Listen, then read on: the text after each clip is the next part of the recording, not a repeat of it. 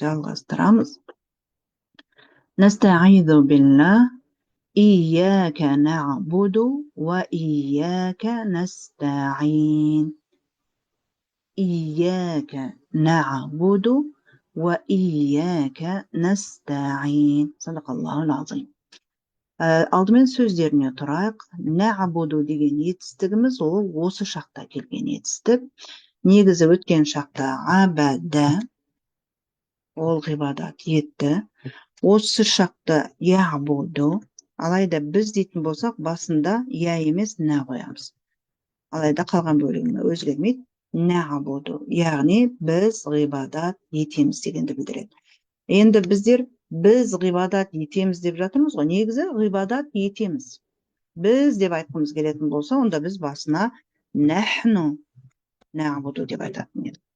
Мына жердегі нә онсыз да мұнда біз екендігін білдіріп тұр. Нәхну деп айтпасақ та, дәл қазақшадағыдай ғибадат етеміз десек, ол біз ғой. Біз ғибадат етеміз десек, онда бізді қосып айтқан боламыз. Бұйрық райы ұғбуд, мастар айбадатун, біздің ғибадат деп жүрген сөзіміз осы абада етістігінің тұйық райы мастары. Абидун, кафирун сүресінде жиі келетін сөз. Абидун, ғибадат етуші. Ма'будун, өзіне ғибадат етілетін. Біздер ла илаха иллаллах деп айтқанымыз сияқты, Аллахтан басқа ешбір тәңір жоқ деп, ла ма'буда, өзіне ғибадат етілетінде ешкім жоқ, иллаллах деп айтамыз әдетте. Ла ма'буда иллаллах. Истаана деген етістігіміз бізде ястаин деп келді. Ястаинден осы шағы келді бізде. Тағы да басын наға ауыстырдық. Настаину дейміз. Жәрдем сұраймыз, жәрдем тілейміз. 10-шы бап деп айтады, орысша оқулықтар, араб тілі оқулықтары баптарды әдетте мастардың атымен айтады. Истифал бабы дейді. Бұл баптың ерекшелігі мына түбірдегі мағынаны турау, талап ету немесе солай деп санау деген мағыналарды үстейді. Истаана жәрдемді сұрады. Негізінде түбірі аун деген сөзден шығып тұр. Аун деген негізі көмек дегенді білдіреді. Аун. Осы сөзден туындап тұр дейік. Истауана болу керек қой формулаға қарай. Алайда араб тілінде араб тілінде әлсіз әріптің үстінде харакат болып, оның алды сукун болатын болса, әлсіз әріп харакатын алдыға береді. Сонда истаа болды да нә.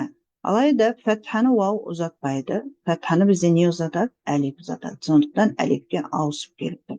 Истаана. Негізінде түбірі истауана. Истауана қолданылмайды. Керек тікелей истаана. Осы шаға ястаину дәл сондай өзгеріске ұшыраған ястауинудан ястаину болған. Ал біз дейтін болсақ настаину.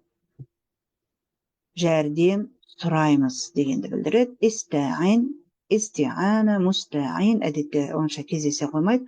Алайда мустаан сөзі Құранда да кездеседі. Өзінен жәрдем тіленетін деген сөз. Аллаху мустаан делініп жатады уағыздарда. Аллах өзінен жәрдем тіленетін. Жәрдем тіленетін құдірет, яғни Аллах деген кезде мына етістіктен туындаған ырықсыз формада келген есімше ғой, біздер оны исм мафъул дейміз. Бұл енді сөздері. Яғбудуден бастайық. Ғибадат етеді. Біздер қазақшада ғибадат етеді десек, алдымен кім дейміз, одан кейін кімге ғибадат етеді дейміз. Сонда бізде кім дегеніміз ол бастауыш қой. Арабшада яғбудул муслиму деп айтуымызға болады. Мұсылман ғибадат етеді. Ал нәғбуду десек, біз ғибадат етеміз. Енді кімге дейміз біздер? Бізге дейміз, ал арабта ол табыс септігінде келетін толықтауыш тікелей. Яғни бұл жерде бір харфу жар қолданбаймыз. Яғбудул муслимулла, мұсылман Аллахқа ғибадат етеді. Яғбудумыз етістік. Әл-муслимумыз фәғіл, марфу. Марфу дегеніміз атау септігінде тұр.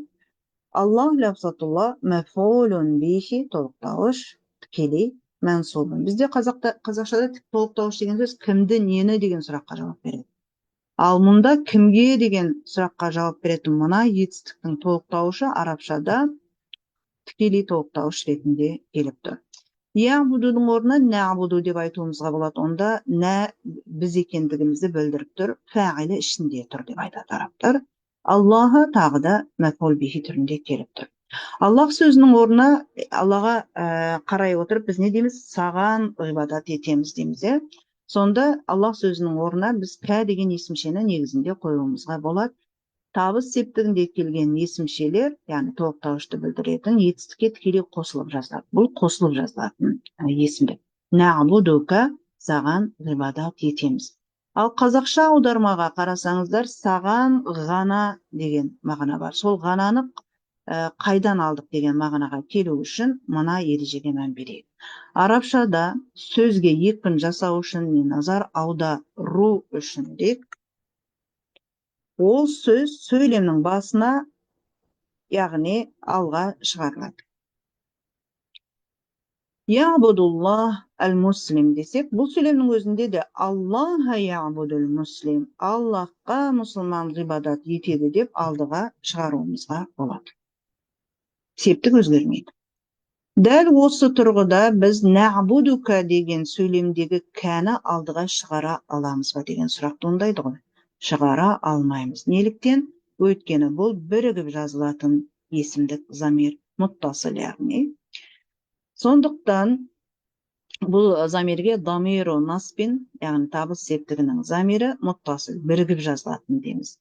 Бірігіп жазылатын есімдікті біз алдыға шығара алмаймыз. Оның орнына арабшада бөлек жазылатын табыс септігін білдіретін есімдікті аламыз. Ол ияка. Бұл есімдіктің аты дамиру наспин, яғни насыптың замирі, насып етудің замирі, яда насып етудің табыс септігінде тұрған сөздің замирі деген сөз ғой. Мұнтасыл, бөлек жазылады. Сонда әдетте біздер Я Алла, Аллахумма нәғбудук, саған ғибадат етеміз деп айта аламыз. Сол сияқты нәғбудуканың орнына нәғбуду ияка деп айта аламыз. Бұның мағынасы нәғбудукаға қарағанда күштірек, өйткені әріптері көп. Енді тіпті оған назар аудару үшін етістіктің алдына шығарып жібереміз. Нәғбуду ияка демей, ияка нәғбуду дейміз.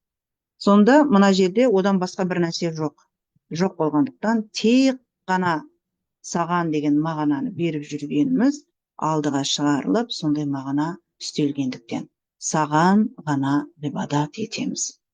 Енді өздеріңіз ойлаңыздар, Фатиханың басында не дейміз? Я Рабби, мадақ, шүкір кімге? Аллахқа. Қандай Аллах? Раббил алямин, бүкіл әлемдердің иесі, тәрбиешісі болған. Қандай Алла? Ар-Рахман, бүкіл мақлұқаттарына өте мейірімді болған. Ар-Рахим, өзінің иман еткен құлдарына қиямет күнінде және қалаған құлдарына рахым ететін.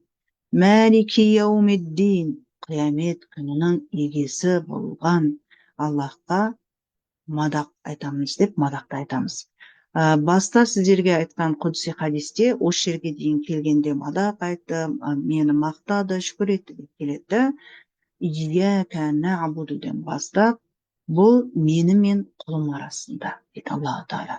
Хадистің түсініктемелерінде мұның мәнісі құл өзінің меннен басқа тәңір жоқтығын, ғибадат етілетін Алла, яғни құлшылық ететін басқа тәңір жоқтығын мойындап, саған ғана ғибадат етемін деп тұр. Келесі сөзінде және сенен ғана жәрдем тілеймін деп тұр. Бұл мені мен құлым арасындағы мәселе. Одан кейінгісі құлымның сұрағаны өзіне беріледі дейді. Яғни біз ары қарай дұғамен жалғастырамыз. Ихдинас сиратал мустақим деп. Сондықтан бұл жерде осыған мән бере отырып, кімге біз, ей Раббым, саған ғана құлшылық етеміз деп тұрмыз, соны сезіне отырып оқуды намаздарымызда Раббым біздерге жазсын. Енді естағинге келеміз. Естағин жәрдем сұрайды. Тағы да қазақшада сұрақ қоятын болсақ, кімнен жәрдем сұрайды дейміз, иә. Ал арабшада кім дегеніміз ол бастауыш фәғил, қазақшамен сәйкес. Алайда кімнен дегенде мин, ан деген предлог харфу жар қолданбайды, тікелей тағы да толықтауыш, яғни мәфғул бихи. Сондықтан арабша етістіктерді үйренгенде арабша етістік қалай қолданады деп қарауымыз керек. Яғни естағинул муслиму миналлах демейміз. Онсыз да тікелей мағынасы қамтиды. Жәрдем сұрайды, кімнен деген мағынаны бірге қамтығандықтан Аллаха деген сөзіміз табыс септігінде мәфғул бихи мансуб ретінде келіп тұр.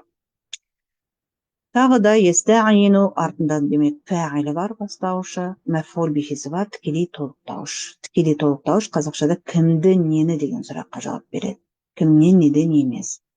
Нәстәғин, естағидің орнына нәстәғин десек, фәғилі бастауышы ішінде тұр. Жәрдем сұраймыз. Кімнен? Аллаха, лафзатулла табыс септігінде мансуб болып келіп тұр. Тағы да Аллахтан жәрдем сұраймыз деудің орнына Аллаға қарап Нәстәғинук, сенен жәрдем сұраймыз. Нәстәғинука деп айтуымызға болады дедік. Кәні бөлекте айтуымызға болады. Нәстәғину ияка. Енді сенен ғана деп айту үшін ияканы етістіктің алдына шығарып жеріп аятта ияка нәстәғину деудеміз. Сенен ғана жәрдем сұраймыз. Яғни жәрдемді ғибадат етуді де тек қана Аллахқа арнайтынымыз, жәрдем сұрау мәселесінде де тек қана Аллахтан жәрдем сұрау керектігін де бұл аят біздерге үйретуде. Иғрабын егер де осындай талдау жасасаңыздар, әдетте иғрабын жасау қиын болмайды. Иншалла. Ияка деген бүтін түрінде алынады. Дамир, мунфасыл. Дамирлер өзгермейді. Сондықтан фи мәхәлле орнында тұр. Ненің насып? Яғни бір мансуб есімнің орнында тұр деп қаралады. Насып сол мансубтың настары ғой. Мәфғулун бихи. Мәфғул бихидің орнында тұрған замир дейді. Қандай мәфғул бихи? Мұқаддамин, алға шығарған. Лел ихтисаси, не үшін? Оған арнайы екендігін көрсету үшін. Яғни бөліктеу үшін, тек қана саған ғана деп арнайы айту үшін делінген екен арабында. Нәғбуду фи'лун мудари, мәрфу, өйткені соңы даммамен келіп тұр.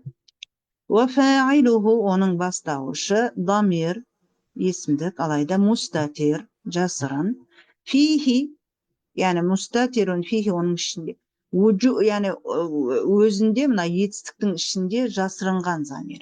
Алайда уджубан, міндетті түрде, оны ашық түрде айта алмаймыз. Айтсақ алдыға қоямыз, арабтар оны басқа ғибратпен айтады. Нахну нәғбуду десеңіздер, ол нахну мубтада, есім сөйлемнің бастауышы, хабары нәғбуду деген етістікті сөйлем, нәғбудудың фаилі ішінде тұрған нахну деп қарайды.